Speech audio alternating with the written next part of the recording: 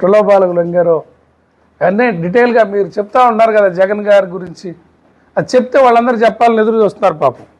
ఇప్పుడు దాకా కలిసి తిరిగాం, అందరం కలిసి తిరిగాం, మాట్లాడటం ఎందుకని ఒక సంస్కారంతో నాయకులందరూ నీతోటి మాట్లాడని ఎందుకులే అని వదిలేసి కూర్చుంటే మీరు అధినాయకుడి మీదే మాట్లాడి ఆయన్ని గెలుపునే మీరు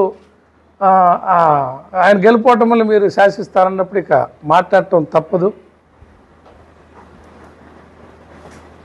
తర్వాత మీరు ఇక రాజకీయ నాయకుల జీవితాలతో ఆడుకోవటం కాకుండా భూములు మన హయాంలో ఈ ఒంగోలులో సిట్ వేస్తే ఆ సిట్టుని మీరు ప్రయత్నం చేయలేదు ఆపడానికి. ఆ సిట్టు ముందుకెక్కడికి వెళ్తుందోనని ఎస్పీ గారిని బలవంతం చేసి ఎన్నికల టైంలో ఆ ఎస్పీ గారిని మార్చింది మీరు కాదా? నోరు లేని వాళ్ళ ఆస్తులు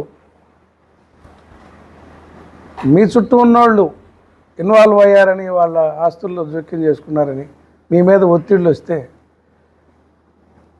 మీ దాకా వస్తాయేమన్నో ఎందుకో మీరు కంగారు పడలేదా?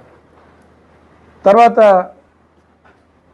ప్రతిపక్షంలో ఉన్న వాళ్ళని బూతులు తిడతా అదే జన సైనికుల మీద, అదే కూటమి నాయకుల మీద మీరు కేసులు పెట్టి వాళ్ళందరినీ హెరాస్ చేసి ఈ ఒంగోలులో ఇప్పుడు వాళ్ళకాడికి పోయి వాటాలు అడుగుతారే. పవన్ కళ్యాణ్ మీకు వాటాలు ఇవ్వాలా? మీరు ఏం పార్టీకి పనిచేశారని వాళ్ళ పార్టీకి పోయి మీకు వాళ్ళు వాటాలు ఇవ్వాలా? అక్కడ నవ్వుకుంటున్నారు మీరు మాట్లాడుతుంటే. స్టేజ్ మీద కూర్చున్న జన సైనికులు అందరూ, ఆ వీర మహిళలు, వాళ్ళందరూ నవ్వుకోవటం మీకు అర్థం కావట్లేదా వాసు గారు?